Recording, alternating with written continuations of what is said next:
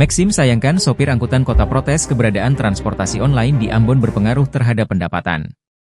Padahal kata PR spesialis Maxim Indonesia, Yuan Ifdal Hoir, keberadaan aplikasi Maxim dan angkutan kota memiliki target pasar yang berbeda. Di saat angkot menjemput penumpang di jalan dan mengemudi di sepanjang rute tertentu, Maxim bekerja secara eksklusif berdasarkan pesanan di aplikasi. Untuk menjaga keseimbangan tarif lanjutnya, Maxim telah mengikuti peraturan tarif yang telah ditetapkan pemerintah.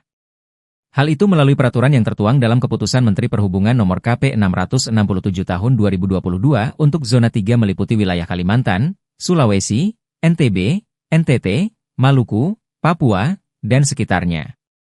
Selain itu, Maxim juga mendukung pertumbuhan ekonomi digital di Indonesia khususnya di Kota Ambon. Download Tribun X sekarang, menghadirkan lokal menjadi Indonesia.